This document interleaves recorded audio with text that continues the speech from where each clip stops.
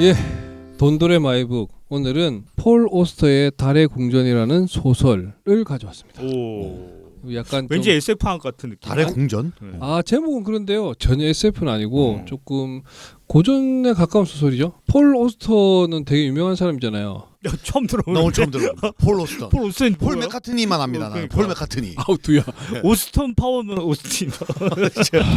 오스틴은 스톤콜드 스티브 오스틴밖에 모릅니다. 한 박사님이 그 일본 뭐 작가나 뭐 이런 거 얘기하실 때 제가 폴 오스턴. 뻥치는 거랑 비슷한데. 아, 그렇군요. 네, 스톤콜드 스티브 오스틴의 소설. 네, 이 미국 뉴저지 출신의 순문학 작가입니다. 아, 오늘은 장르 문화가 아닙니다. 네, 조금 뭐 추상적으로 말씀드리면 개성이 넘치는 스타일이고요. 그래서 좀 미국 쪽의 사랑을 많이 받았고 소재가 되게 좀 특이하고 그다음에 좀 긴장감 넘치게 이게 되게 긴데도 보면은 좀 쭉 빨려들어서 읽게 되는 부분이 있고 거기에 이제 살짝 또 은근하게 감동이 또 살짝 들어가 있는 이렇게 해서 이게 있을 거 다 있는 뭐 그런 이야기꾼이라고 보시면 되겠고 홍 박사님 스타일로 뭐 감정 한 스푼 뭐 감동 한 스푼. 뭐 그런 거 아니야? 질색입니다. 묘사는 되게 사실주의적인데 거기 들어가 있는 내용은 또 신비주의적인 내용도 막 끼어 있고 약간 종교적인 구원 논리 뭐 약간 그게 이창동 감독의 박하사탕. 대놓고 하진 않는데 박하사탕도 약간 판타지 있잖아요. 뭐 비둘기 나오려고 막 이런 거. 아 그건 이제 묘사만 그런 건데 예, 알겠습니다. 실제로 이것도 뭐 박하사탕이 한 인물의 그 흥망성쇠 쭉 묘사했잖아요. 이 포로스트에게다 갑자기 또 박하사탕. 당했네요. 박하사탕의 오아시스였습니다. 오아시스. 이 책은 세 인물의 흥망성쇠를 쭉 이게 연결해서 이야기를 엮은 책인데 작가 자체가 좀 독특하고 매력이 있어서 이게 이 작가를 좋아하는 분들이 많은 그런 겁니다. 그래서 이게 달의 궁전 제가 잘 얘기하지 않는 줄거리를 소설이니까 줄거리 얘기 안 하면 할 말도 없고 뭐 뭘 얘기할 겁니까? 줄거리는 시대 배경은 1960년대 후반입니다. 주인공이 마르코 스탠리 포그라는 남자고요. 미혼모의 아들로 태어났던데 11살에 또 기구하게도 교통사고로 어머니를 잃습니다. 근데 아빠는 미혼모로 아빠는 모르잖아요 어디 있는지. 그래서 삼촌 빅터한테 의지해서 살아갑니다. 빅터 삼촌은 음악하는 분이라 클라리넷 연주하는 분이거든요. 그래서 이 양반이 이제 포그가 대학에 가 있는 동안 밴드를 결성해가지고 이제 돈 벌러 캘리포니아 공연을 떠나고요. 계약 사기를 당하고. 돈 벌려면 캘리포니아로 가야 된다니까. 그러니까 캘리포니아가 딱 사업의 원상이네. 미국 캘리포니아인가 봐. 아, 딱 그거 있네요. 뭐 있으면 다 캘리포니아로 가요. 우리 옛날에 서울역에 그 돈 벌러 가고 이런 비슷한 개념인가 보다. 서울역 가면 보따리 항상 뺏기고 보따리 막. 들고 서울역 가잖아요. 그래서 캘리포니아 밴드로 딱 갔는데 몽창 계약 사기 계약 당해가지고 다 털리고 딱 그다음 오는 바로는 탄 게 뭡니까? 멤버들 간의 불화.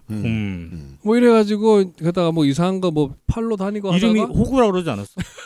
호구니까 그러니까 이름이 호구라서. 그거 빅터 삼촌이 간 거라니까. 어쨌든 포구가 한 게 아니고. 호구가 한 게 아니고 난 네. 호구가 간 줄 알았어. 참네. 호구래서. 그래서 어쨌거나 이래저래서 삼촌이 목숨을 잃습니다.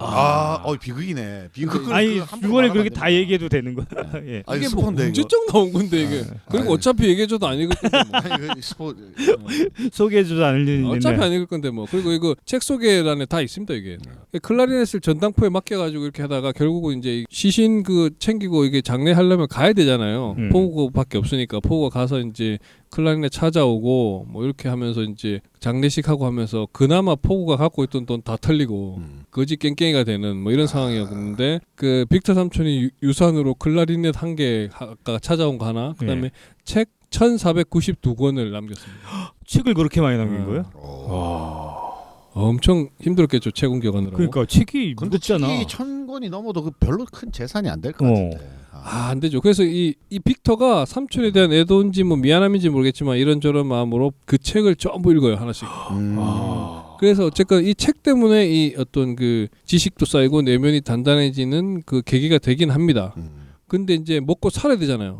경제 활동을 안 하고 뭐 이렇게 하면서 결국은 뭐냐면 이 책을 하나씩 둘씩 이렇게 팔아가지고 책판 돈으로 이렇게 겨우겨우 연명을 하는데 처음에는 돈이 될 만한 걸 좀 팔잖아요. 그러니까 점점 돈이 안 되는 책들만 남잖아. 그러니까 점점 힘들어지고 뭐 경제고에 엄청 시달리는데 이게 여기 보면 뭐 하여튼 뭐 이상한 그 개똥 철학 같은 것 때문에 돈 벌 궁리를 안 하고 친구들한테 알리지도 않아. 자기가 돈이 없다는 거를 일부러 표현 안 하고 뭐 이렇게 하면서 점점 굶어가다가 이제 그 월세를 못 내니까 방에서 쫓겨나고 저기 책은 이미 다 팔아먹고 없죠.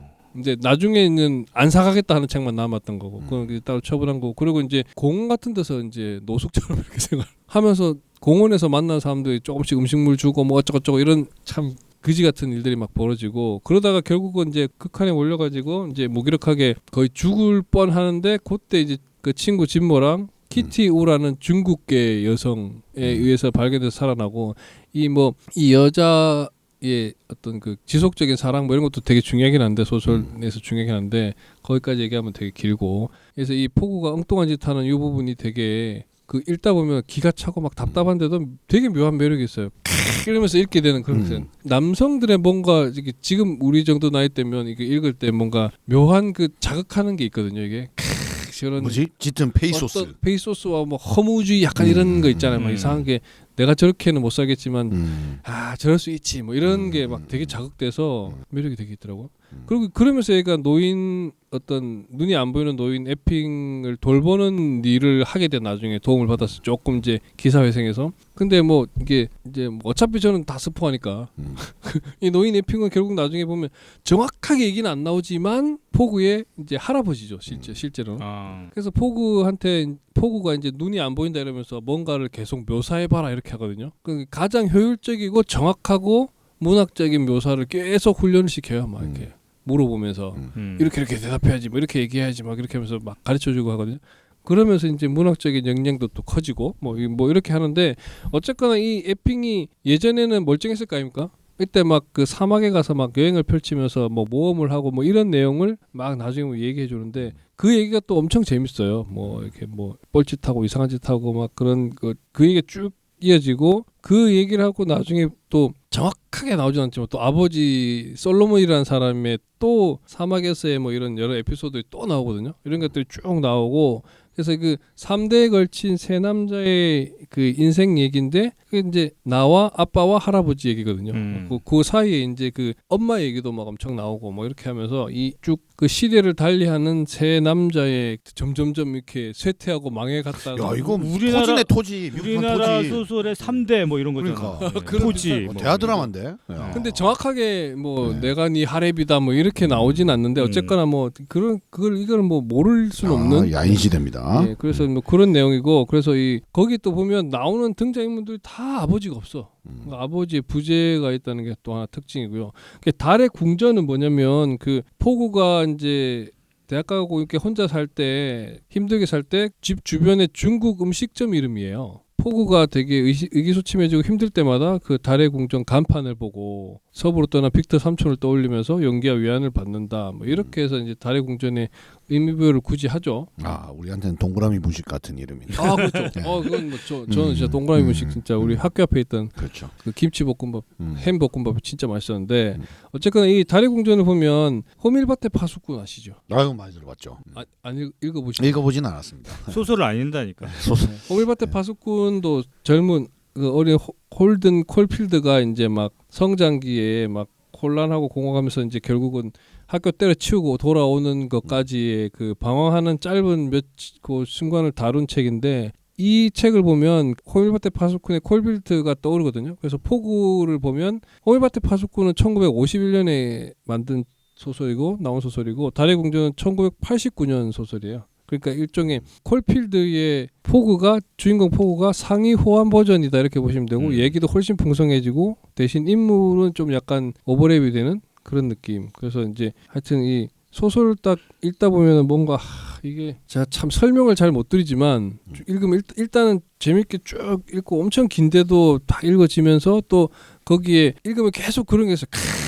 그 남자의 그 시기 막 이런 게 막 떠오르게 하는 그런 소설이거든요. 그래서 이제 꼭 한번 우리 특히 홍 박사님 한번 읽어보시면 그런가요? 한번 추천해 주셨으니 읽어보도록 하겠습니다. 생각이 드는 소설입니다. 달빛 궁전.